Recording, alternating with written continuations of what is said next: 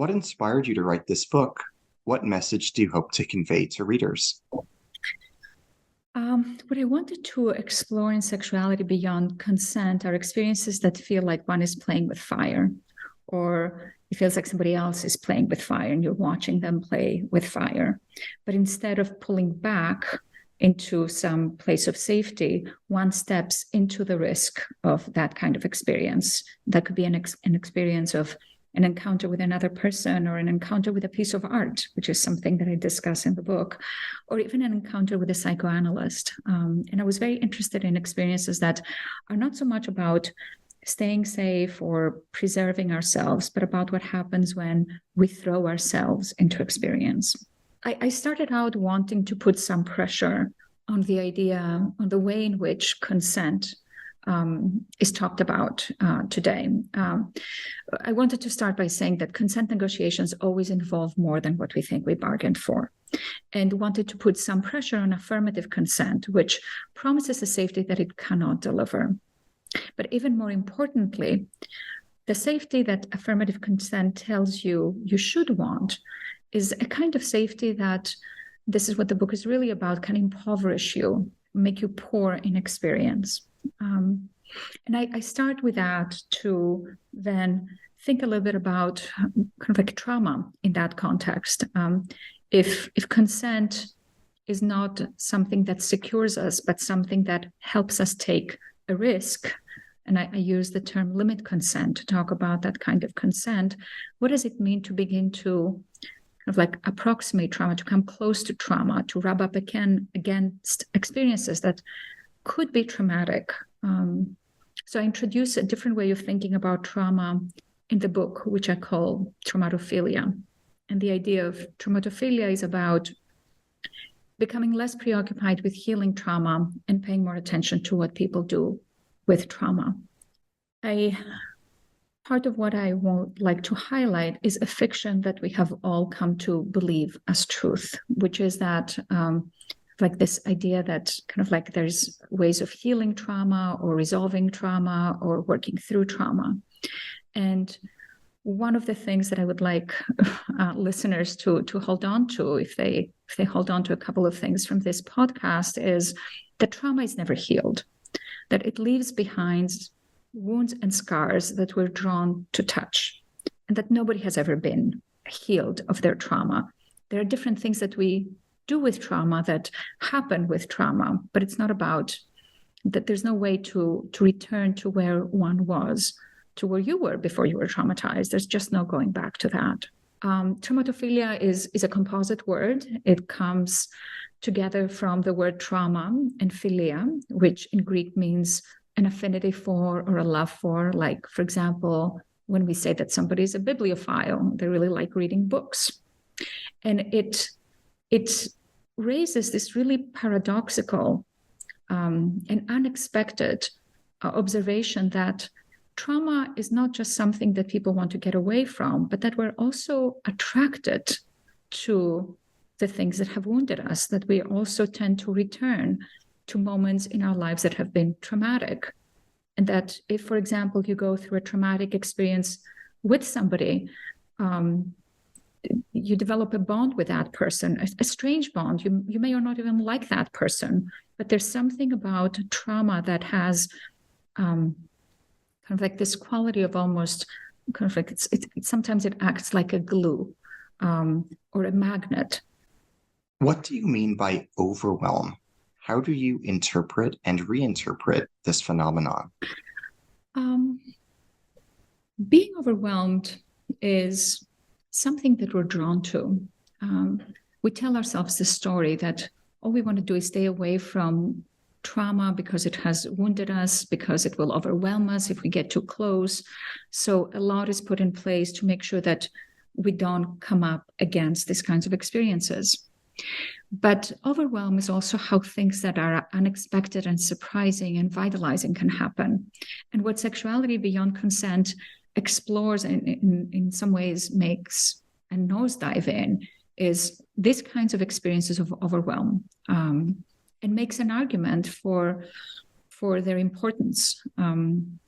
even though they're not important in the way we usually think of what's important in life, in terms of being understood or being seen or being held by others.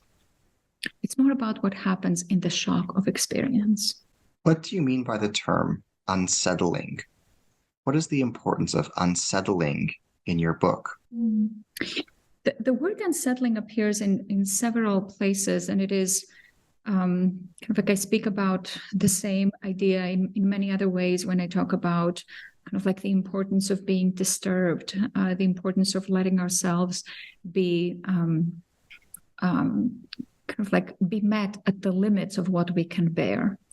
And some of the things that I've observed, both in my clinical practice and also in other parts of my life and in general culture, is how cautious human beings are, how careful we are in trying to make sure that nothing happens to us that we did not expect, that we did not plan, that we do not generally have the sense of kind of like what it will bring to us. Like, for example, I'm thinking of some people, before they go see a movie or before they go see a piece of theater, they always want to read the reviews. They want to say what they want to think.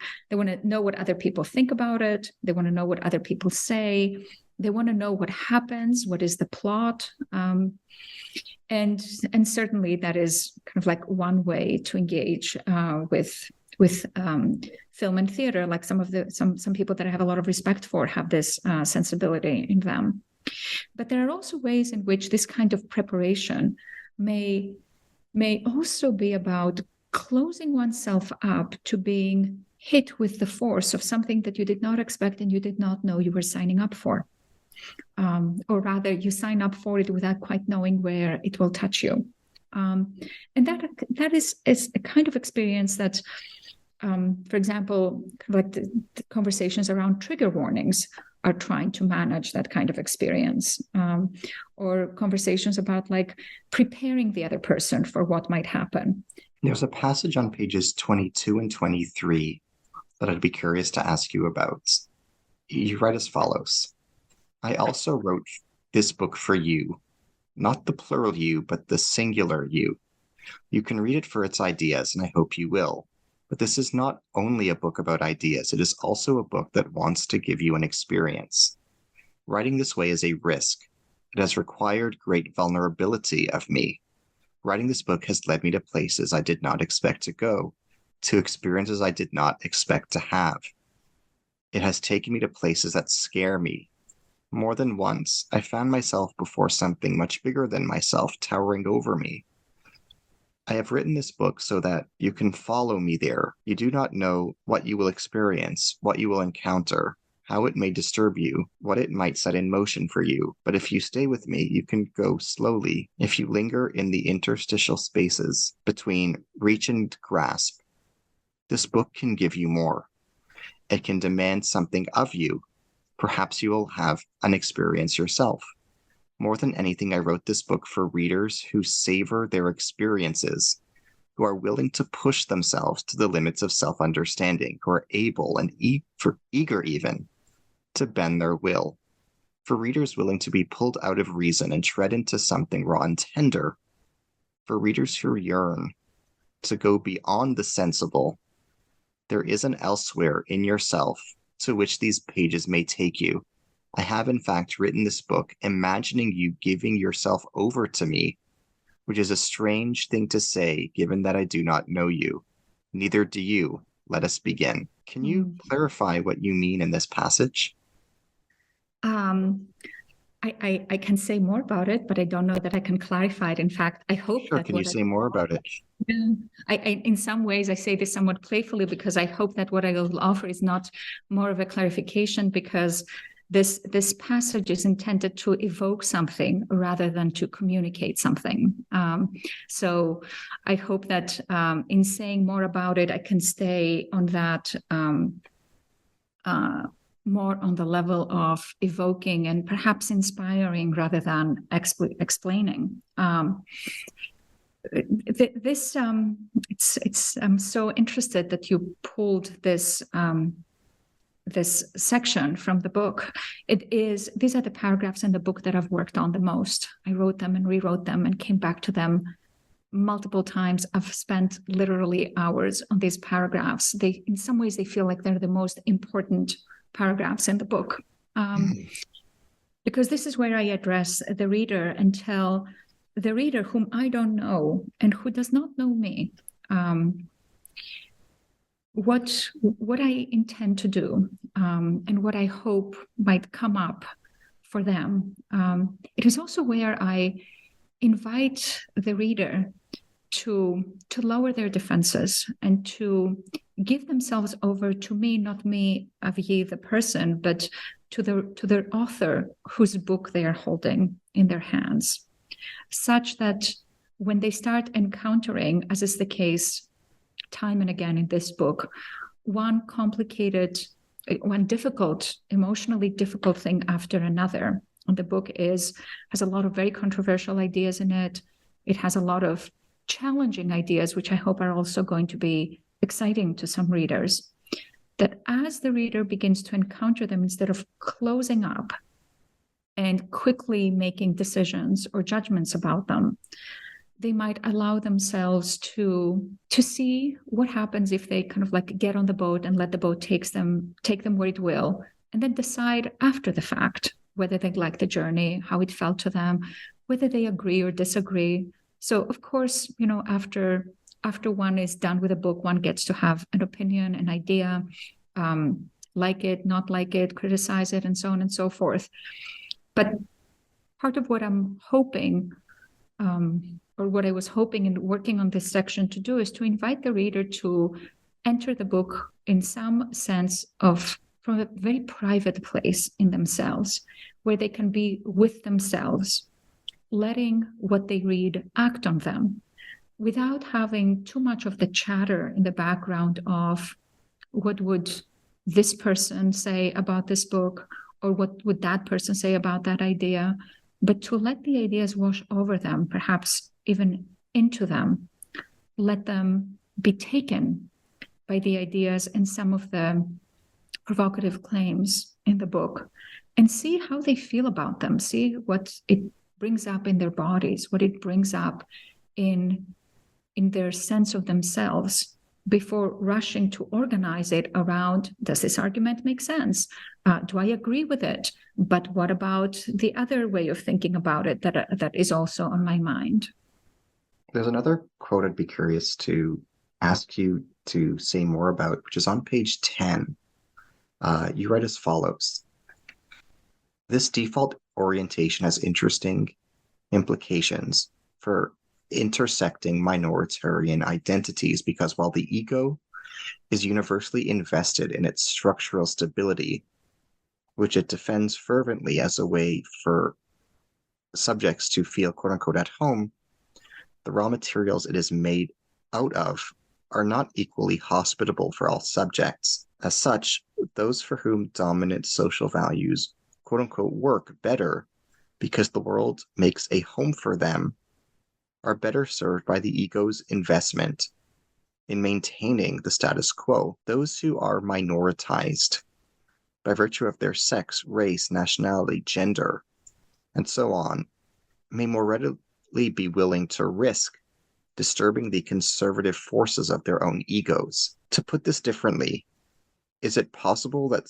persons who do not get to be quote-unquote at home in the world may be more susceptible, more readily perceptive to the disquiet of their own opacity? Further, because the social can provide a bolstering of one's narcissism, it can also operate as a fortification of one's resistance to encountering one's opacity. In this sense, dominant social location, e.g. whiteness, works on the side of resistance. By giving the illusion of being at home, it may embolden the subject's narcissism, creating the fragile sense that problems need not be encountered, an illusion that requires constant reinforcement to be maintained.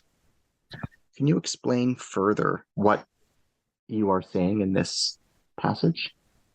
Yes. This passage comes after kind of like some fleshing out of of terms that I use throughout the book, in which I explain in detail around the ego and opacity, which I'm loving the opportunity of breaking them down for our listeners.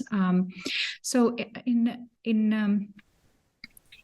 briefly, what I'm speaking to is that, like we were talking earlier about experiences of overwhelm, experiences where one encounters things that feel overwhelming to oneself, and how do we make ourselves open to these kinds of experiences that can prove transformational. And part of what I say in this section is that, the resistances to being open to these kinds of experiences have to do with what, in at least the kind of psychoanalysis that I work with in this book, calls the ego. Kind of like the ego is the part of ourselves that organizes us, that it's where we have a sense of who we are. It's where we have a sense of how things work. It's where we have a sense of kind of like what is asked of us and what we could or should put in motion or do with the other. For example, kind of like neither of us would have made it to the interview today if we didn't have a functioning ego, to say this very, very concretely. So the ego is something we absolutely need. We need it. It's what gets us through the world. It's what keeps us safe. But an ego that is too invested, is too frightened to allow something new to happen, also makes us kind of like begins to become restrictive, such that we are not open to new experiences. And what the ego is interested in, its job is to make sure that we are safe and that we can function and that things are kept kind of like bound and connected. This is not what happens with new experience. So when I was speaking earlier about the possibilities of overwhelm, I was speaking, to contextualize it with what I just said, I was speaking about what it means to allow oneself to come undone a little bit or a lot bit. And the section that you just read out loud speaks to how this willingness to push back on the ego's wish to keep things stable, this willingness differs across different people and based on many factors. And one of them can be social location.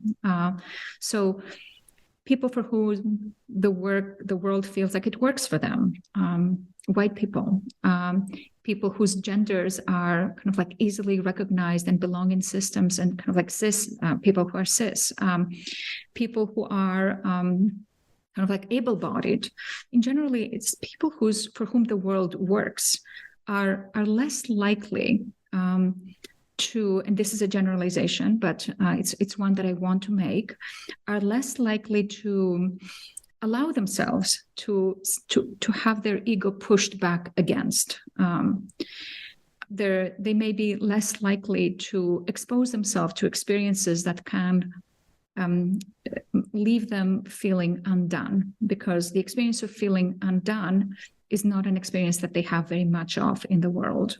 Again, I'm saying that these are generalizations because, it's entirely possible that you're white and normatively gendered and able-bodied and have had a lot of experiences that have felt to you like they have broken you or have traumatized you.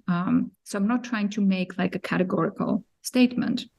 But what I am trying to say is that like the trauma and social trauma, personal trauma, familial trauma, in some ways loosens up the ego in ways that might make some people more susceptible, more willing to risk experiences, because they're not as terrified or as frightened by feeling disorganized, which is what the experience of overwhelm can leave one feeling. In the passage that I shared, the term opacity comes up. Mm-hmm. What do you mean by opacity?